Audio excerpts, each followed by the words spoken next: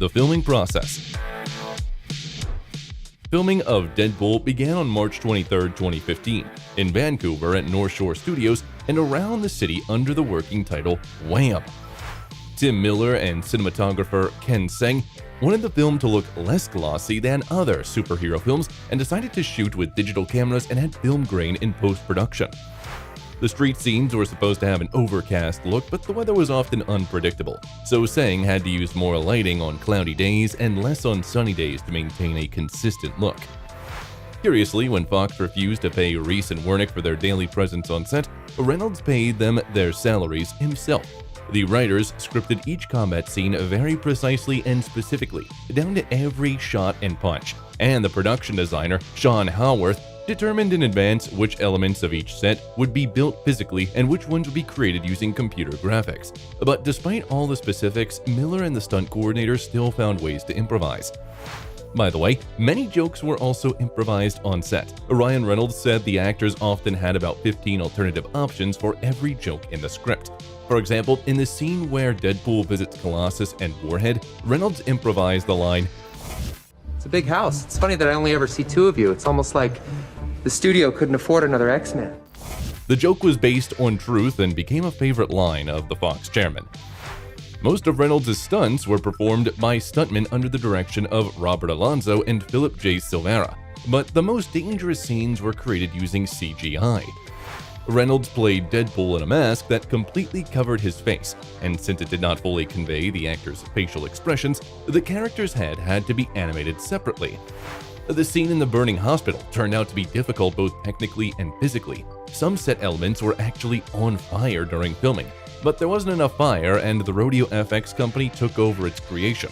The team wanted to recreate the burning of interior details as realistically as possible, so they added flames not only to the surface of objects, but also deep into the frames. In addition, experts have created physical copies of some elements of the set on a reduced scale to film the real process of their combustion and then insert these frames into the film. The studio also replaced the floor in all the original shots because, during filming, there were mats on it for the actors to fall safely. Rodeo FX was also involved in creating the scars that appeared on Wade's body during the mutation.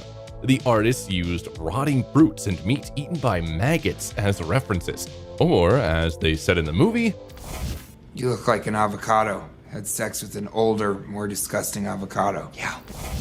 The 12 bullets fight on the freeway became no less difficult. Let's count them down. The filmmakers never found a suitable freeway to do the necessary stunts, so the main filming was done with a backdrop. But before that, the film crew filmed a freeway in Detroit, and these shots were projected onto people and cars on the set, creating the right reflections. Most of the stunts were created with the help of visual effects company Blur, owned and managed by Tim Miller for about 20 years. Curiously, the scene in which the hero is dragged along the road while clinging to the back of the car was filmed using a special treadmill, which allowed the actor to achieve the necessary interaction with the future digital road. Most of the bloody scenes were created by Luma Pictures Studio. To recreate a realistic blood splatter, the team used corn syrup splashed out of plastic pipes under high pressure. This process was filmed from different angles and became the basis for creating the necessary effects. Deadpool's throwing arm was also created by Luma Pictures artists. The difficulty of working on it was that it had to be not a child's hand, but the hand of a fetus. The team collected a lot of references to recreate its transparency and the interlacing of blood vessels. The final battle required a huge amount of special effects created by several studios at once. So, Luma worked on the fight between Deadpool and Ajax, Digital Domain on Warhead's explosions, Colossus and helicarriers, Rodeo on matte painting, that is, creating completely new shots based on combinations of video materials, Blur created damage to the body of Colossus, and Weta continued to animate Deadpool's face. Russ Schinkel and Film Illusions were hired to create Deadpool's costume. Schinkel noted that the physique of comic book characters never corresponds to reality, and he tried to bring the image of Deadpool closer to reality. To do this, it was decided not to wear the muscle suit under the main costume. In addition, the costume was designed with the film's stunts in mind.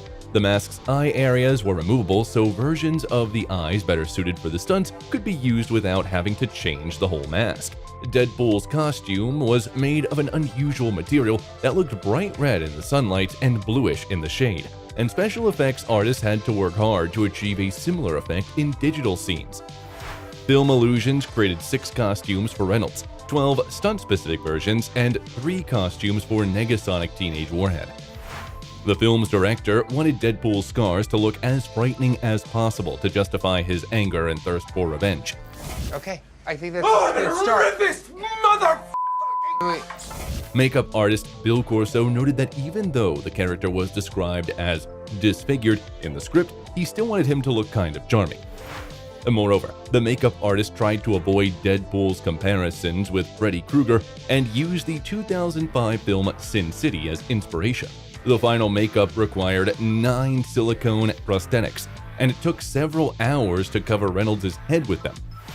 By the way, the film's post-credit scenes is a parody of the equivalent scene from Ferris Bueller's Day Off, where the main character breaks the fourth wall in the same way as Deadpool.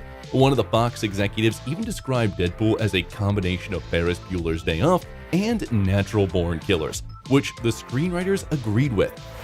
During the filming, Ryan Reynolds, dressed in Deadpool's costume, visited sick children as part of the Make-A-Wish Foundation.